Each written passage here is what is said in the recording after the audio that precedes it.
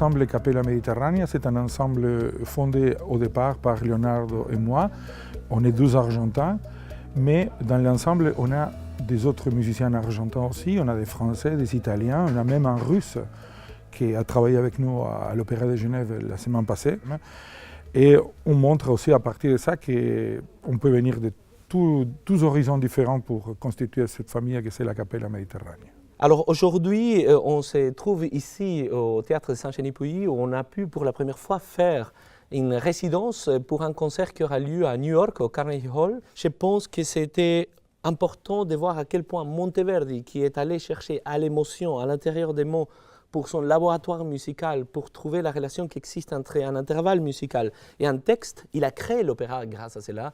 C'est grâce à lui qu'on a eu cette création, cette explosion qui persiste jusqu'à aujourd'hui.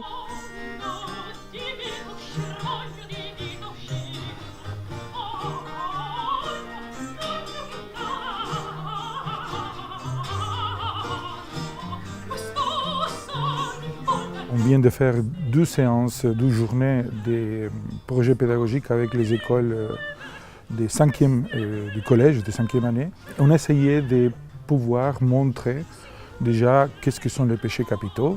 Et ensuite, on a parlé de qui était Monteverdi pour les introduire un peu dans les contextes musicaux. Aussi, on a parlé du baroque, qu'est-ce que c'est le baroque. Et on a montré aussi comment on fait une production, comment on monte une production de tout point de vue pour choisir les personnages, pour aller chercher les partitions, pour aller chercher les textes et faire la dramaturgie, comment on coupe un texte, comment on l'adapte à un spectacle de maximum 3 heures avec un intervalle, on a expliqué ça. On a essayé aussi de poser des questions, qu'est-ce qu'ils ressentaient quand ils écoutaient des morceaux.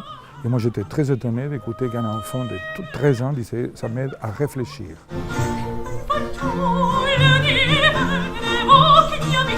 Permettre cet échange et pas un sens unique, c'était vraiment la première fois pour ma part qu'un ensemble aussi prestigieux, je le répète, puisse venir intervenir pendant 6 heures au sein d'un collège et présenter ce qu'était la musique baroque avec des supports vidéo, audio. Chaque classe a une intervention d'1 heure avec 1, 2, 3 membres de l'équipe et de l'ensemble Capella Mediterranea. J'ai vraiment aimé la musique baroque parce qu'il y a des instruments que j'avais jamais vus et cette langue aussi italienne qui est vraiment, c'est une très belle langue, donc franchement j'ai vraiment aimé ce spectacle.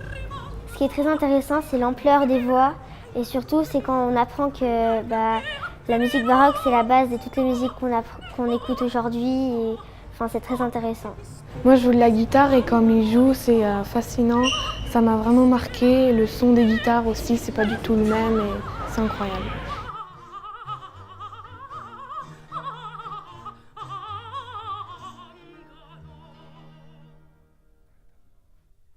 Notre politique, c'est effectivement de présenter que des choses de très grande qualité, d'une part, et d'autre part de s'adresser au public de l'enfance-jeunesse. Rodrigo Garcia Alarcón, je le connais depuis plusieurs années, j'ai assisté à plusieurs de ses spectacles, mais je connaissais aussi à travers le monde qui gravite dans la culture de Genève. C'est quelqu'un de très sympathique, très ouvert, qui a aussi cette envie et cette volonté de faire découvrir son art au-delà des salles de concert typiques. Et il a eu immédiatement de l'intérêt pour le projet qu'on avait de présenter cette musique à des publics qui n'iraient peut-être pas si facilement dans un opéra écouter ce genre de pièces.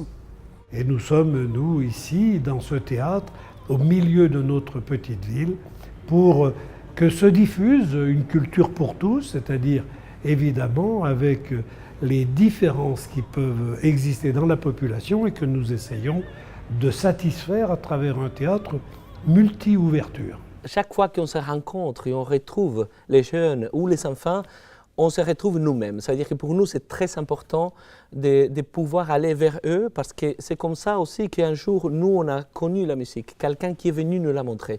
Alors on sait à quel point aujourd'hui, et surtout à un moment où toutes les valeurs sont tellement difficiles à mesurer et à établir, et surtout avec tellement de paramètres, avec toute la technologie moderne, c'est formidable de pouvoir avoir un contact direct avec les jeunes, avec les enfants et avec les adolescents, pour montrer que la musique est quand même un des miracles quotidien le plus important de l'histoire de l'humanité, parce que nous, on est en train de ressusciter des esprits, ressusciter des idées, ressusciter d'âmes, des personnes qui ne sont plus là.